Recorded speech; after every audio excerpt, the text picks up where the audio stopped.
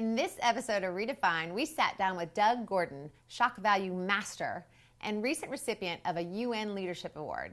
We met up in New York and we talked about how his unique, willing to cross the line personality has actually led to his very successful business. And if you've ever heard Doug speak, or if you follow him on social media, you might understand exactly why we had to edit this piece down just a bit. But we were left with an educational and excellent conversation. Enjoy. You're watching reDefine with Tamara Lackey, presented by Adorama TV. Thank you, Doug Gordon, for joining us today on reDefine. Thank you for having me. So, Doug, you are known for your nude photography. Yes, I am. Do you mean the nudes that I take or the nudes of myself? Of yourself. Yes, I am. Anamoto happens to love me nude. They're Yes. some of the only people that love me nude. But this year's one's going to be even better. In the past, I've done the George Costanza pose. Yes. I've done the Bo Jackson topless pose with the tripod. Super hot. This year, I decided to mimic a very, very famous photo of the U.S. men's Olympic water polo, where they're standing completely nude, and they have the water polo ball in front of their area, and they have their six-packs underneath. Now, obviously, when you look at me, I don't have a six-pack. So the logical thing for me to do would be to hold the ball, put a six-pack on top of the ball while completely naked. If you're curious about the jump in editing, Doug just said something we couldn't show. Outside of your nudity, you photograph a lot. Yes. Like a lot. Yes. How many shoots have you done your whole life? At this point, I've been shooting 22 years. I'm 38. I've shot a little bit over, it's about 3,500 weddings. And You've shot 3,500 weddings. 3,500 weddings. Back in the day when we first started, as you can imagine, it wasn't the same. We were a low-price studio trying to gain volume, and the most I ever did in a year, I did 261 weddings in 1 year. You personally? Yes. How? Ultimately, because of the market I'm in, on Friday, Saturday, Sunday, we have weddings, and now even more, they're doing Thursdays and Mondays. So I would do one on Friday, 2 to 3 on Saturday, where I do all the formal photographs, and then 2 on Sunday.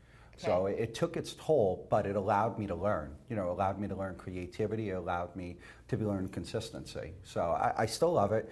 Can I do 200 weddings a year anymore myself? No. No. I probably do now about 60 to 70, along with all the lectures I do. See, I'm trying to envision that. Like, how are you there? At the studio? No.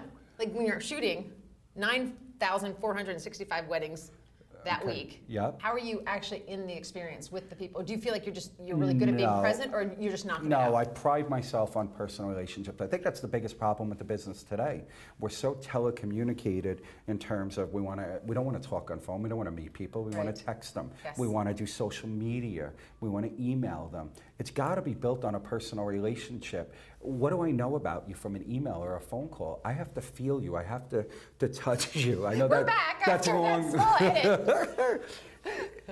I have to feel what the client's about and know who they are. I have to know, okay, this is the dreams. This is the fairy tale that they have. How can you photograph someone if you don't know it? What's in your mind's eye is never going to be able to appear if you don't know the client. So when you're doing, because obviously you are very well known for flow posing, and you've helped a lot of photographers out in terms of like, here's a way to get started and even progress from there. So you do that, you have a system in place that works, but you can pose them like crazy and still not get a lot of the looks and expressions that you get in your imagery. Where that comes in from? I think it's about, again, the connection. I firmly believe that it's what happens in a pose that creates the naturalness of the moment. And when I came up with the idea of flow posing, it wasn't the way people think. I started when I was young. I started photographing weddings when I was 16, but I was going out long before them with my dad. Yeah. When I was 11, and I would see how people loved him until the time they were missing part of their wedding or cocktail hour, and it was their fault because they didn't do what he said. So my vow was I'm never going to make them miss anything. I want them to like me. And I kind of feel like Macaulay Culkin with the flow posing, to be honest with you, because it's what I'm going to... Yes. Okay. It's the Home Alone syndrome, because everybody thinks of Macaulay Culkin as that guy. And I'm the flow posing guy. You feel like you've been typecast by flow posing. Yes, I definitely have. People don't realize the creative end of what I do.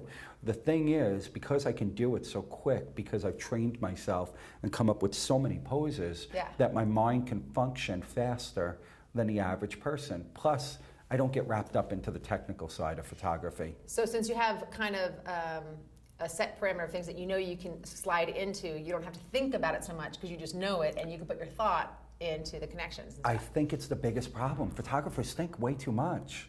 If you're thinking about the technical side of this or that or anything, you've already missed the moment. Right. You've missed capturing the experience. It's got to be setting it up for it to occur naturally. When I put you there, that's when the magic's going to happen. The fact is, anybody who says, oh, I'm a photojournalist, I do everything naturally, it's not true.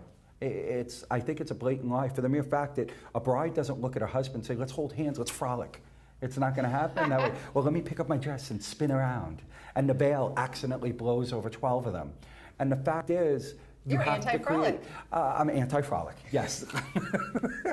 I really think it's about creating a story. You know, when you think about it, we kind of have the greatest job in the world. You know, people wait their whole lives for what we're going to do. And you have a choice. You could either take the moment or you could create it.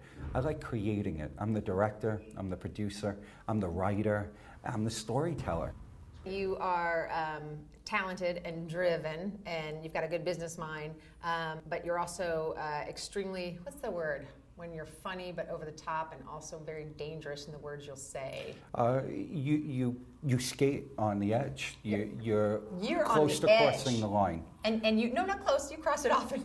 Okay, thank you. How much of that part of your personality, that being comfortable crossing the line in a way that shocks people, but also makes them laugh? I mean, how much of it is real? No, I know I spent time with you. It's real.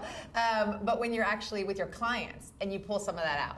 I'm very, at this point, because I've been around it so long, I can read them. Do I act that way with my clients? The answer is yes. Yes. Because I believe in shock value. Yes, that's what I mean, shock value. Yes. Okay. If anybody's ever attended my program, they know that I generally started off with a dance routine during the YMCA, whatever it is. Why do I do that? Because nobody else does. Right. And within the first 2 minutes, you have people saying in the audience, like, did I pay all this money to watch this fat guy get up and do the YMCA? Why is he doing this? Because I made them remember me by doing something. A lot of it is a show. It's a shock value to the point where people may love what I do. They may be indifferent about it. Some of them may even dislike it, which obviously I don't want. But the fact is, do they remember me? Now, do I ever want to offend anybody? It took me a long time to get over the fact that I couldn't please everybody. I lived my life wanting to please everybody, my clients, my employees, my family, my students. But sometimes you have to accept you're not going to be everybody's cup of tea. Right. But it doesn't mean I stopped trying. And that's when you're with your clients and you say things that are over the top and you know you're kind of shocking them a little bit. You also have their attention. I want their attention. Yeah. They're going to remember it. You know, I'll give you a number that most people don't believe, but it's beyond factual. I sell at over 98%. 98% of what walks through my door, I book, and I book on the spot. People don't walk out because if you have a confidence around yourself, if you have an aura that you create and you're likable, you can do it. Am I going to start talking sex if the parents are there or things like that and making sexual jokes or innuendo? No. I think people are too uptight, to be honest with you. Why won't you do that when the parents are there? I'll do it with some parents. I'm drawn to people by different things. I can look at the way they react, their body language. Do I make sexy jokes when I'm posing mom and dad together?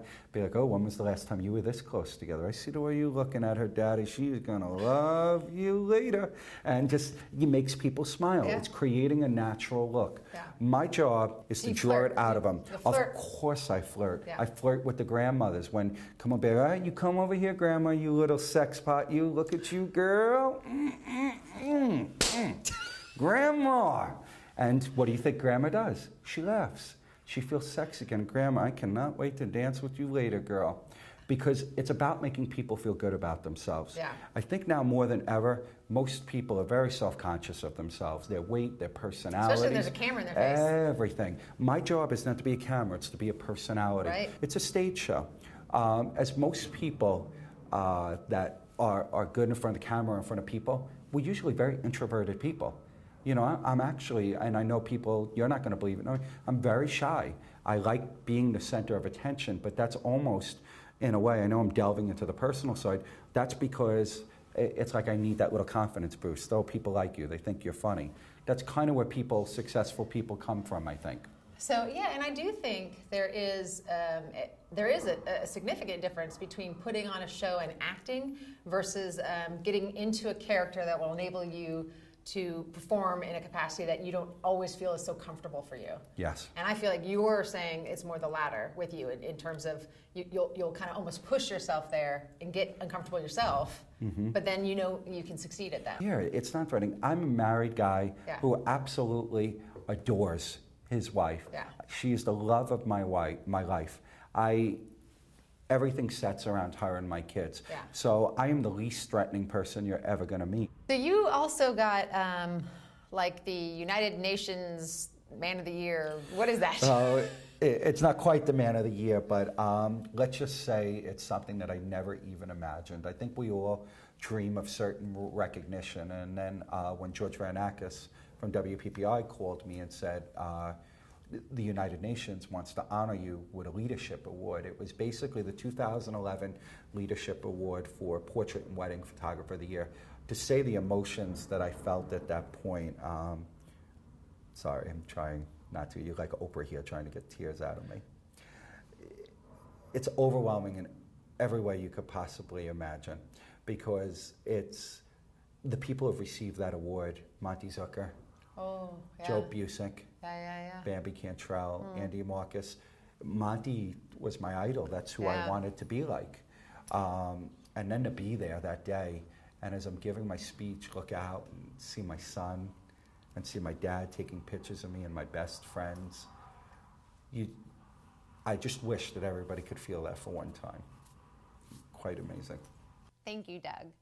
Join us next time as we do a second part of this interview with Doug Gordon, offering some tremendous creative and business advice for photographers. In the meantime, though, how often are you shooting with your camera phone? iPhoneography is becoming huge, and the iPro lens system lets you take your iPhone photos to a whole new level. Looking to go crazy with some fisheye optics or even a wide-angle shot? Snap on the case, mount the lens, and turn your phone into the camera you have always wanted. You can also mount your phone onto a tripod with the included adapter. And the lenses stay safe in their very own ingenious carrying case. You can buy the iPro lens system on Adorama.com.